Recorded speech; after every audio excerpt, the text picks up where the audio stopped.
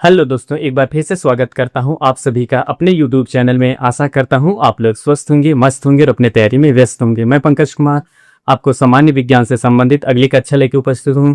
आज की कक्षा में या कह सकते हैं आज के सेशन में हम बात करेंगे ऊर्जा संरक्षण का सिद्धांत क्या है, ऊर्जा संरक्षण का सिद्धांत क्या होता है, इसको कैसे सिद्ध किया जा सकता है। ऐसे महत्वपूर्ण बिंदुओं के साथ हम लोग आज की कक्षा में या आज की क्लास में पुनः उपस्थित हुए हैं। आज की कक्षा में हम लोग क्या पढ़ेंगे, ऊर्जा संरक्षण का नियम के बारे में बात करेंगे। हेडिंग डालिएगा ऊर्जा संरक्षण का सिद्धांत। क्या है ऊर्जा संरक्षण का सिद्धांत? ऊर्जा संरक्षण क्या है? ऊर्जा संरक्षण का सिद्धांत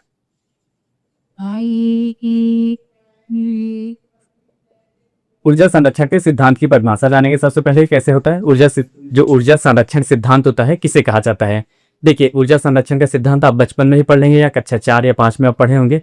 आपको बताया गया था जैसे जो ऊर्जा होती है ना तो इसको उत्पन्न की जा सकती है, ना इसका अंत किया जा सकता है या ना ही इसका विनाश किया जाता है, बल्कि ऊर्जा को एक रूप से दूसरे रूप में आप रूपांतरित कर सकते हैं या स्थानांतरित कर सकते हैं। क्या होता है, ऊर्जा को ना तो आप उत्पन्न कर सकते हैं ना ही इसका विनाश करते हैं, जबकि एक रूप से दूसरे रूप में इसको परिवर्तन किया जा सकता है। बस इतना ही किया जा सकता है। आप कह सकते हैं रूपांतरण से पहले, रूपांतरण से बाद दोनों की स्थितियों में देखे रहेंगे। जो ऊर्जा पहले रही थी जैसी जिस स्थिति में या जितनी ऊर्जा रहेगी उतना ही आपके जो रूपांतरण के पश्चात भी उतना ही ऊर्जा रहेगी। इसमें व्यय कुछ भी नहीं होगा। क्या होता है, इसी वजह से कहता है ऊर्जा को ना ही उत्पन्न किया जा सकता है ना ही अंत किया जा सकता है, बल्कि इसे एक रूप से केवल दूसरे रूप में परिवर्तन करेंगे। क्या होता है, एक रूप से दूसरे रूप में परिवर्तन करेंगे, बाकी और कुछ भी नहीं होगा। क्या होता है, इसकी परिभाषा एक बार लिख लेते हैं। यहाँ पे लिखिए ऊर्जा केवल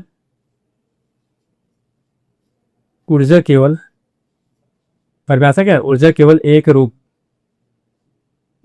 से दूसरे रूप में रूपांतरण होता है। रूपांतरण होता है या हो सकता है। क्या है, ऊर्जा केवल एक रूप से दूसरे रूप में रूपांतरण हो सकता है।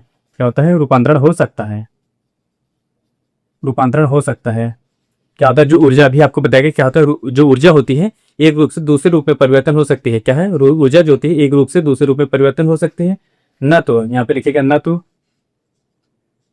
तो ऊर्जा को उत्पन्न किया जा सकता, न तो ऊर्जा की, यहाँ पे लिखिए न तो ऊर्जा की उत्पत्ति होती है, न तो ऊर्जा की उत्पत्ति होती है, न ही विनाश किया जा सकता है या नष्ट किया जा सकता है। न ही विनाश किया जा सकता है,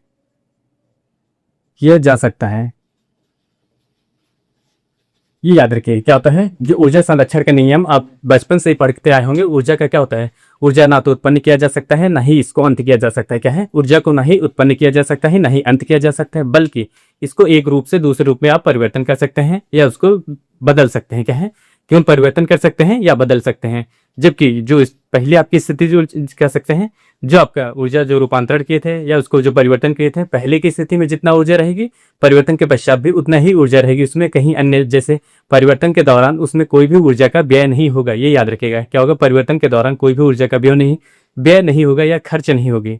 जितना ऊर्जा पहले थी उतना ही ऊर्जा उसके बाद भी रहेगी। ये याद रखिएगा। यहाँ पे लिखेगा और ये बिंदु लिखेगा, यहाँ पे अगली बिंदु लिखेगा रूपांतरण के पहले, यहाँ पे अगला बिंदु लिखेगा रूपांतरण के पहले व रूपांतरण के पश्चात या रूपांतरण के बाद में ऊर्जा जो कि ऊर्जा होगी वह अचर होगी। क्या होगी, अचर होगी या स्थित होगी, अचर होगी। अचर का मतलब इसमें परिवर्तन नहीं होगा। आपका जो रूपांतरण के पहले जितना एनर्जी थी वही कह सकते हैं, जब रूपांतरण होगी रूपांतरण के पश्चात भी उतना ही एनर्जी आपके पास रहेगी। यही इसका कहने का मतलब होता है। आपका जो परिभाषा होती है, अगर परिभाषा नहीं याद हो रही है तो ये इतना याद रखिएगा, रूपांतरण से पहले व रूपांतरण के पश्चात दोनों अवस्था में आपकी जो ऊर्जा होती है वह अचर रहेगी या समान रहेगी। ये नहीं कि जैसे ऊर्जा का एक रूप से दूसरे रूप में परिवर्तन हो रहा है, परिवर्तन के दौरान उसमें कुछ ऊर्जा खर्च हो रही है, ऐसी कोई भी स्थिति नहीं होगी। क्या होगी, इसमें जितना पहले की अवस्था में जितना ऊर्जा रहेगी उतना ही बाद की अवस्था में ऊर्जा रहेगी। और अगला बिंदु लिखेगा जो ऊर्जा संरक्षण का सिद्धांत होता है या ऊर्जा का जो नियम होता है, इसको गणितीय रूप से आप सिद्ध नहीं कर सकते। क्या है, इसको जो होता है गणितीय नियम से आप सिद्ध नहीं कर सकते हैं। अगली हेडिंग लिखेगा ऊर्जा संरक्षण के सिद्धांत को अगली हेडिंग या अगला बिंदु लिखेगा ऊर्जा संरक्षण के सिद्धांत को, ऊर्जा संरक्षण के सिद्धांत को, ऊर्जा संरक्षण के सिद्धांत को गणितीय रूप से,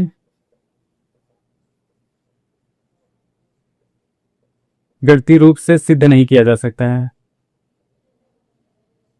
सिद्ध नहीं किया जा सकता है।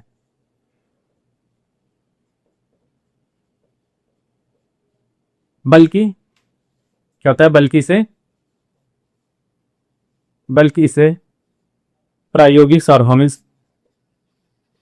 प्रायोगिक सार्वभौमिक मिल, प्रायोगिक सार्वभौमिक,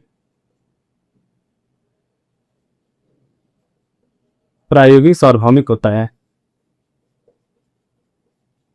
क्या होता है, प्रायोगिक सार्वभौमिक होता है, या लिखते हैं प्रायोगिक सार्वभौमिक नियम होता है, ऐसे भी लिख सकते हैं यहाँ पे प्रायोगिक सार्वभौमिक नियम होता है। क्या होता है आपको देखिए, जो ऊर्जा संरक्षण का सिद्धांत होता है इसको गणितीय विधि से आप नहीं सिद्ध कर सकते हैं कि जैसे कोई भी जो ऊर्जा होती है आप इसको राइट हैंड साइड बराबर लेफ्ट हैंड साइड या कह सकते हैं किसी ना किसी रूप से आप उसको सिद्ध करने का प्रयास करते हैं और सिद्ध हो जाता है। लेकिन जो ऊर्जा संरक्षण का सिद्धांत होता है, ऊर्जा संरक्षण के सिद्धांत को आप गणितीय विधि से कभी भी नहीं सिद्ध कर सकते हैं। अब जैसे ऊर्जा संरक्षण का सिद्धांत आपको पहले बताया गया था, जो ऊर्जा होती है दो प्रकार की आपको बताया गया है, गतिज ऊर्जा प्लस स्थिति ऊर्जा। अब इन दोनों को इसी में जैसे आपका जो ऊर्जा का संरक्षण में तो आएगा, ऊर्जा को जब दो रूपों में डिवाइड करेंगे, इन दोनों को जोड़ेंगे तो जो भी सिद्धांत होगा उससे निकल के आएगा। लेकिन जो ऊर्जा संरक्षण का सिद्धांत होता है उसमें गतिज ऊर्जा और स्थितिज ऊर्जा को दोनों को जोड़ेंगे तो आपका कोई भी नियम प्रतिपादन होगा, जो यांत्रिक ऊर्जा निकल के आएगी। क्या होती है, यांत्रिक ऊर्जा निकल के आएगी, न कि ऊर्जा संरक्षण का नियम निकल के आएगा। क्या होता है, उसमें यांत्रिक ऊर्जा निकल के आएगी, न कि ऊर्जा संरक्षण का सिद्धांत निकल के आएगा। इसी वजह से इसको गणितीय विधि से सिद्ध नहीं किया जा सकता है, बल्कि इसको क्या होता है, प्रायोगिक सार्वभौमिक नियम है। क्या है ये, प्रायोगिक सार्वभौमिक नियम है, इससे ये कहा जाता है। क्या है, प्रायोगिक सार्वभौमिक नियम, ये याद रखिएगा। अभी कभी भी आपसे एग्जाम में पूछा जा सकता है, जैसे जो ऊर्जा संरक्षण का सिद्धांत होता है, ऊर्जा संरक्षण के सिद्धांत को हम क्या गणितीय विधि से प्राप्त कर सकते हैं या बीजगणितीय विधि से प्राप्त कर सकते हैं, या उसमें आपको दे दिएगा प्रायोगिक सार्वभौमिक विधि से हम सिद्ध कर सकते हैं, या हम उसको कोई अन्य नियम के हिसाब से सिद्ध कर सकते हैं। तो उसका जो सही उत्तर आपको निकल के आएगा, जो हमारा ऊर्जा संरक्षण का सिद्धांत होता है, प्रायोगिक सार्वभौमिक नियम से ये सिद्ध किया जा सकता है। क्या है, प्रायोगिक सार्वभौमिक नियम से सिद्ध किया जा सकता है, न कि गणितीय विधि से। अब यहाँ पे हम लोग अगले बिंदु के बारे में बात करेंगे। जैसे आपको पिछली क्लास में बताया गया, जो स्थिति ऊर्जा में क्या बताया गया था, स्थिति ऊर्जा में बताया गया था जब कोई वस्तु स्थित अवस्था में रखेंगे, क्या ऊंचाई थी, स्थित अवस्था में रखेंगे, जितनी ऊंचाई रहेगी क्या है, या तो दूसरे तरीके से कह सकते हैं जितनी ऊंचाई रहेगी उतनी आपकी स्थिति ऊर्जा अधिक रहेगी। क्या होता है, जितनी ऊंचाई रहेगी उतनी ही स्थिति ऊर्जा अधिक रहेगी। देखिए अगला बिंदु देखिए, अगर जैसे यंत्र द्रव्यमान की कोई वस्तु है, क्या है, यंत्र द्रव्यमान की कोई वस्तु मान लेते हैं, यंत्र द्रव्यमान की वस्तु, यच ऊंचाई क्या है, यच ऊंचाई ले लेते हैं। क्या है, यंत्र द्रव्यमान की कोई वस्तु, इसको यच ऊंचाई से यच ऊंचाई लेते हैं। अब शुरुआती दौर में क्या होता है, स्थिति ऊर्जा में क्या थे, जब कोई वस्तु ऊंचाई में रहेगी वह स्थित अवस्था में रहेगी, या स्थिति ऊर्जा रहेगी। यहाँ पे अगला बिंदु लिखिएगा, क्या होता है, ऊंचाई हो तो स्वतंत्रता पूर्वक आप कह सकते हैं, स्वतंत्रता पूर्वक गिराते हैं तो क्या होता है।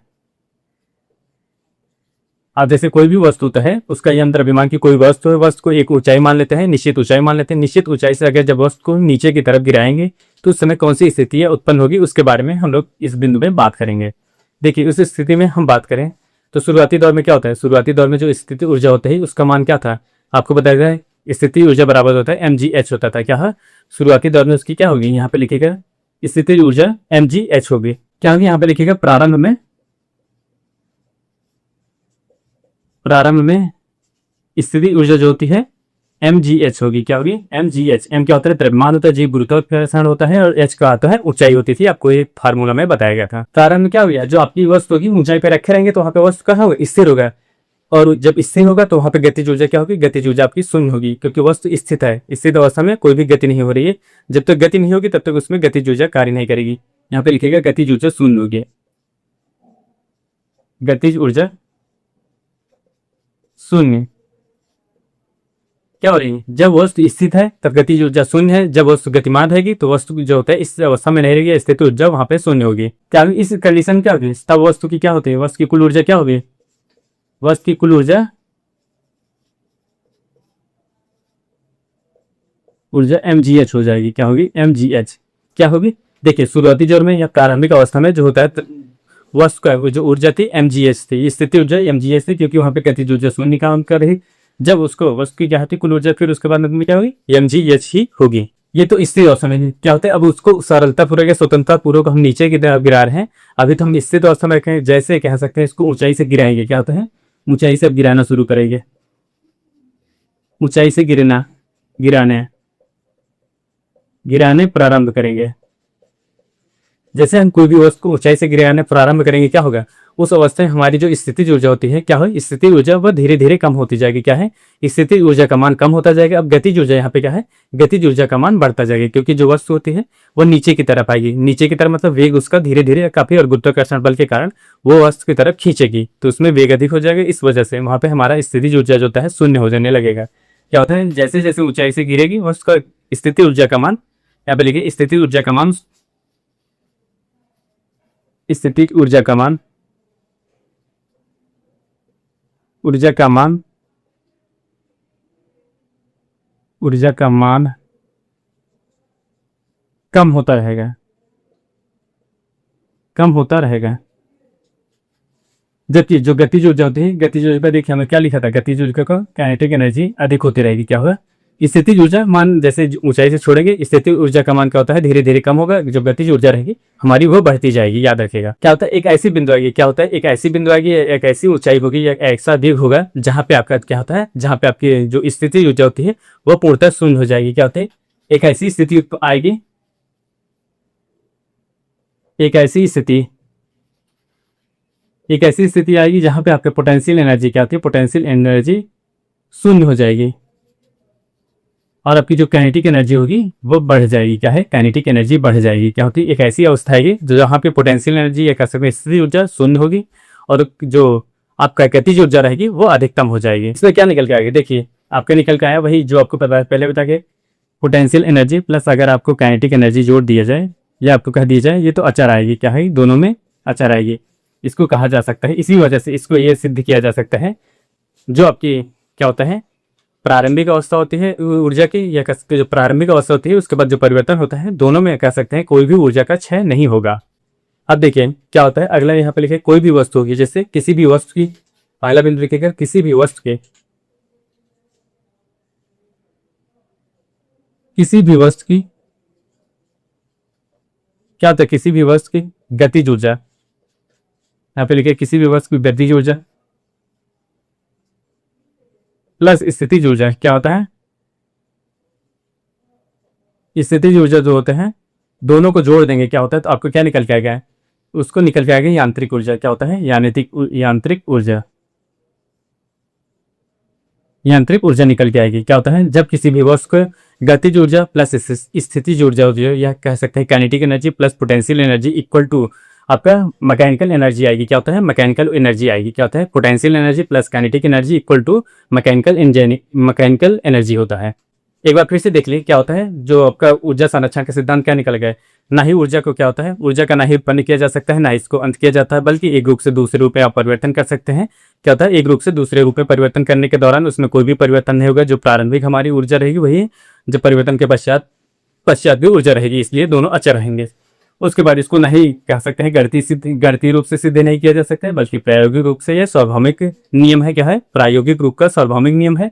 उसके बाद जब कोई कह सकते हैं स्थिति ऊर्जा स्थिर रहेगी तो वहाँ पे ऊर्जा अधिक होगी। जब वस्तु को कह सकते हैं ऊंचाई से छोड़ेंगे तो उसमें धीरे धीरे क्या होता है, स्थिति ऊर्जा कम होती, गति ऊर्जा बढ़ती जाएगी। ये कार्य होता है, इससे निकल के आता है क्या आएगा? पीई, ये कह सकते हैं potential energy kinetic plus kinetic energy बराबर होता है अचर होगा, ये दोनों स्थिर रहेंगे। अब हम मान लेते हैं किसी वस्तु में जो गतिज ऊर्जा होती है प्लस स्थिति ऊर्जा जोड़ेंगे तो आपका क्या निकल के आएगा? यांत्रिक ऊर्जा आएगा। क्या होता है? यांत्रिक ऊर्जा आएगा। अब हम लोग आज की क्लास में बस इतना ही, कल की क्लास में करेंगे ऊर्जा का रूपांतरण होता है, कैसे ऊर्जा का एक रूप से दूसरे रूप में परिवर्तन होता है, तो कौन सी स्थिति उत्पन्न होती है। और यहाँ से आपका ये क्वेश्चन हर हाल में पूछा जाता है, जैसे यांत्रिक ऊर्जा जो आपका डायनमो पूछ लिया गया है, या ग्रामोफोन दे दिया गया, ऐसे पूछा जाता है कि कौन सा ऊर्जा परिवर्तन करता है। जैसे यांत्रिक ऊर्जा को विद्युत ऊर्जा में, विद्युत ऊर्जा को यांत्रिक ऊर्जा में, ऐसे महत्वपूर्ण बिंदुओं से आपसे क्वेश्चन पूछे जाते हैं। ऐसे ही कह सकते हैं, ऐसे ही महत्वपूर्ण बिंदुओं के साथ, या कह सकते हैं ऐसे ही महत्वपूर्ण क्लासेस के साथ हम लोग रोजाना उपस्थित होते हैं। आप हमारे चैनल पे नए हो तो चैनल को लाइक करें, शेयर करें, सब्सक्राइब करें। मिलते हैं नेक्स्ट वीडियो में ऐसे ही महत्वपूर्ण क्लास के साथ। तब तक के लिए धन्यवाद, बाय बाय।